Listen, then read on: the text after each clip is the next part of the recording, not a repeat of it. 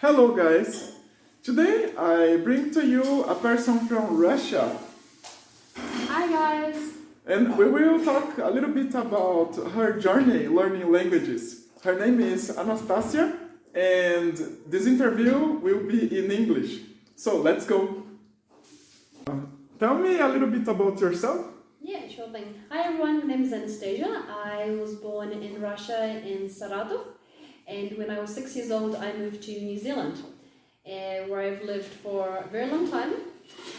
And I did my education there. My parents are currently there, and I have two brothers that were born there as well.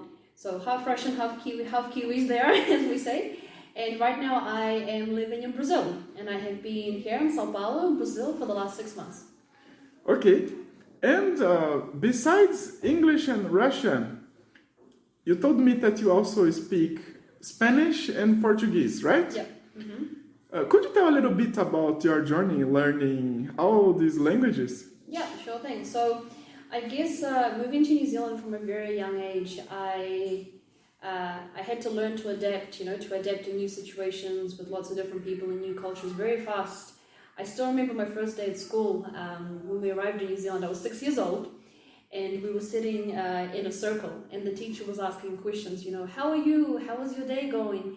And I didn't understand anything, right? So I just bobbed my head up and down like one of those bubble toys, and then I came home and I cried.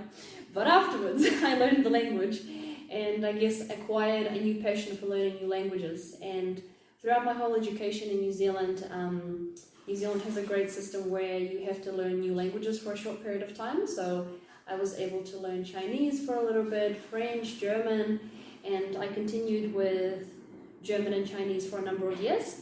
But I always wanted to learn Spanish as well, because I love the music. I think Spanish is a really beautiful language, and my school didn't have Spanish as part of our program.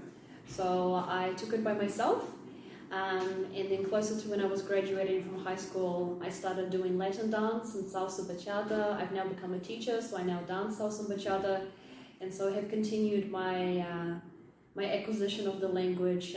I studied it a little bit through university. I had the opportunity to go to Spain a couple of years ago, and I was there for a couple of months, as well as Portugal. So that's where my learning of the Portuguese language started.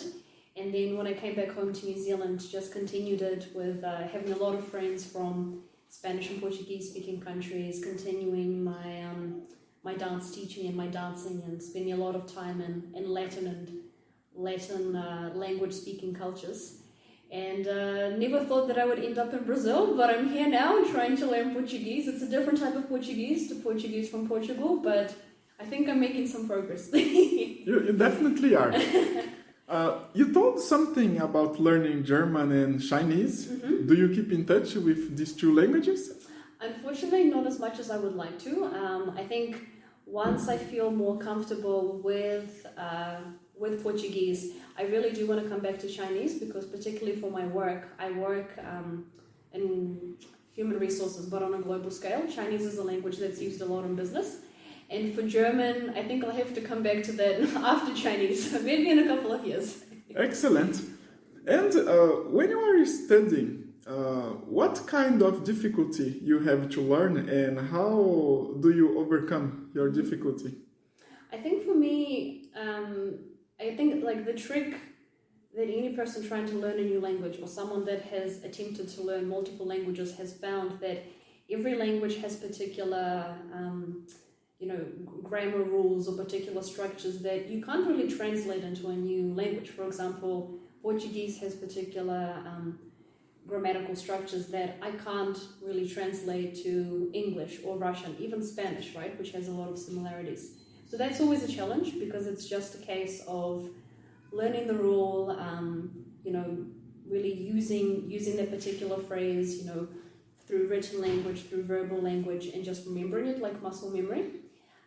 But I think probably the funniest thing, and maybe the hardest thing that I find, is like jokes and memes.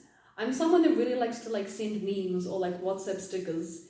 But it's really hard, I think, when you're learning a language, to fully as well be able to learn the culture, so that you can, understand kind of the more slang or the more everyday phrases or memes or things like that. So yeah, I'd say that's probably pretty hard as well, apart from learning the language. So basically, you use this fun material to learn. I try to, yeah, I try to because so that I can, I guess, have a more like fluid conversation with my friends, because I think being able to, like read a book and learn the grammar is useful. But if you have friends, from countries that speak, Portuguese or Spanish or Italian, Russian, English, other languages, Chinese, you really want to be able to, I guess, to have more fun conversations with them. So I think when you learn a new language, it's kind of two elements, right? Like not only are you learning the language, but you're also learning the culture. But it's awesome because when you're done and when you've made progress, I think you've kind of developed yourself as a person and found another part of the world. This that you said, Anastasia, is very important. That it's impossible to learn a language without the culture. Exactly right, because of the context, yeah. Exactly. Yeah. For example, in the past, I tried to learn Russian, but It's a hard language. I didn't feel the same motivation that I had for others. So for some time, I took a break. Yeah. It's very important when you feel this connection with the culture of the country.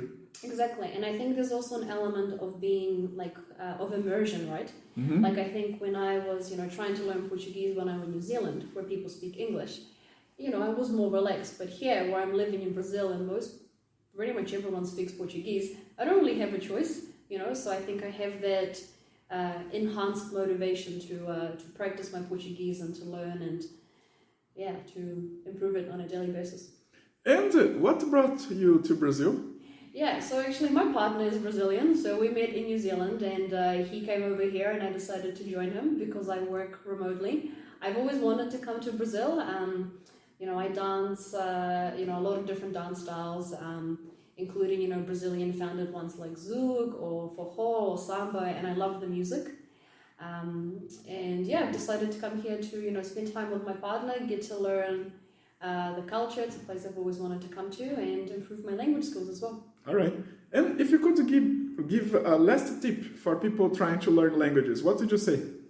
I would say just be consistent, whether do something small every day. You don't have to spend half an hour every day on Duolingo. That's impossible. And let's face it, no one has time for that. But even if you listen to a song one day and you read 5 minutes the next day, building those small daily habits will help you remember words and bring you closer to your language goals. Excellent. So say bye to everybody. All right. Thanks everyone for your time and good luck. I'll see you later. Thank you. Bye-bye.